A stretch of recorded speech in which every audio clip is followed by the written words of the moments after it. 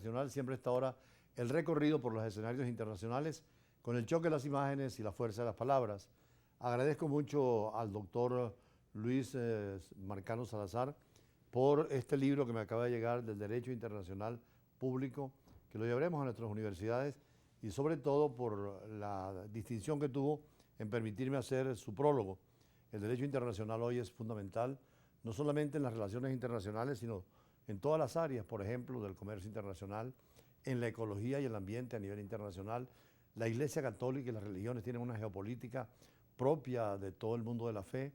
El tema, por ejemplo, del derecho del mar, que es tan importante hoy en día, el derecho del espacio ultraterrestre, es decir, el derecho mercantil, todos los derechos, empezando por el primero de todos ellos, el derecho laboral, que ya desde 1919, cuando la Sociedad de las Naciones tenía su propio concepto y su propia práctica, hoy en día se enriquece el mundo del derecho internacional. Por eso es recomendable no solamente estudiar todo lo relacionado con lo que es la carrera de Derecho y Relaciones Internacionales, que por ahora lo tienen solamente dos universidades,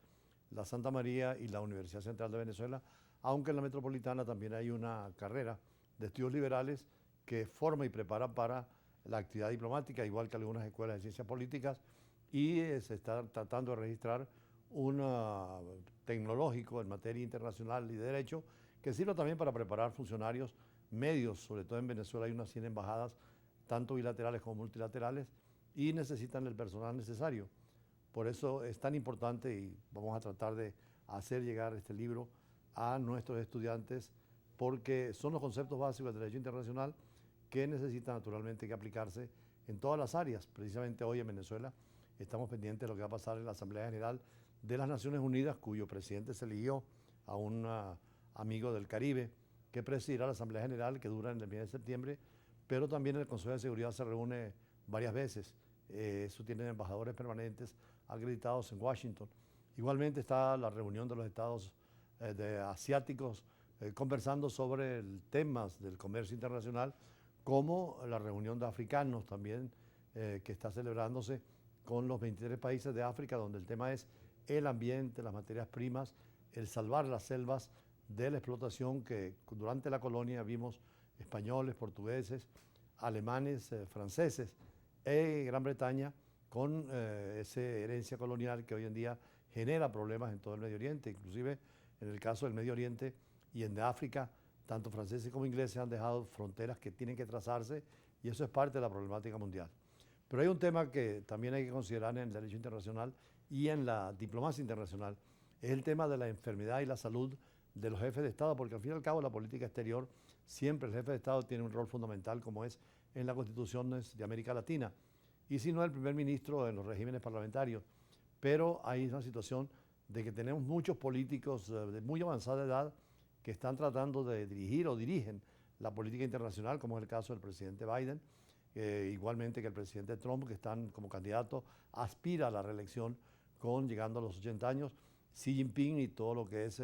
la línea del Partido Comunista Chino, y muchos otros que al margen de la enfermedad pues deben darle paso a las nuevas generaciones, como está ocurriendo en América Latina y en África con los nuevos jefes de Estado y de Gobierno. Por eso nuestra reflexión es sobre esto, porque vimos en el New York Times un análisis sobre el tema de algún senador que quedó prácticamente en blanco en el Senado, producto precisamente de la amnesia y de la edad, y que podría ser también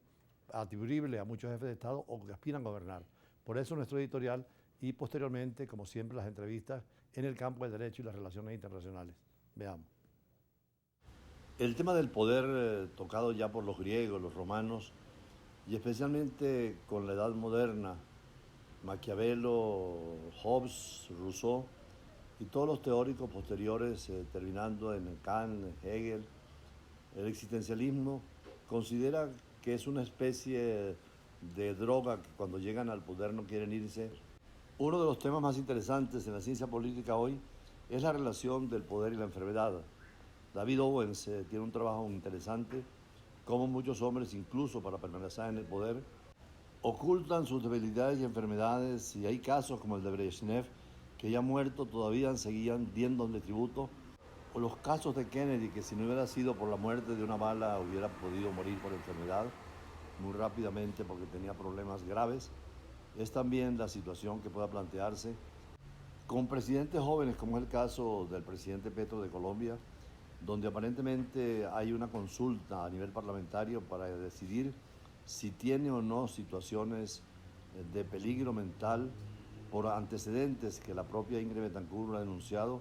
desde que era estudiante en Bruselas y que podrían dar consecuencias negativas en decisiones políticas de alta importancia. El New York Times, en una edición reciente, hablaba de la edad avanzada y el poder.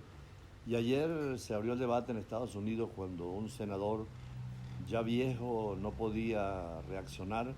y señalaban precisamente que tanto Trump como el presidente Biden pasan de los 80 años si mantienen el poder. Muy importante también en las grandes potencias, el caso de Xi Jinping y Vladimir Putin, que tienen más de 70 años, algo que resulta muy difícil para quienes como ellos desean cambiar el orden en su país y en el orden mundial. En el caso de Rusia, China y Estados Unidos necesitan liderazgos más jóvenes. Los dictadores o los autócratas que envejecen tienen menos tiempo para reconfigurar el mundo y también más recuerdos de ser obedecidos en sus países y ser mal vistos en el extranjero por sus acciones. A medida que el poder se les sube a la cabeza, se vuelven cada vez más agresivos porque están cercados por aduladores y toman decisiones muchas veces equivocadas. Empiezan a reflexionar sobre su legado y a preguntarse por qué no han recibido el respeto mundial que creían merecer, ni han alcanzado la gloria que pondría sus nombres entre los grandes de la historia. En sus primeros años en el poder en China, Mao Zedong provenía que sus planes para superar a las potencias capitalistas podrían tomar entre 50 y 75 años. Pero cuando tenía 70 y tantos años, fue acortando ese plazo y en 1958 inició el gran salto adelante, un plan equivocado para convertir a toda prisa a China en un gigante industrial. Al menos 45 millones de personas murieron por hambre o por otras causas, ya que se descuidó la agricultura en el frenesí de cumplir los objetivos revolucionarios y también fue la época de la revolución cultural. Recordamos a Stalin, que salió victorioso de la Segunda Guerra Mundial a los 66 años. Sin embargo, en lugar de trabajar con sus aliados durante la guerra, trató de dominar Rusia y Europa y envió una nueva oleada de prisioneros al Gulag.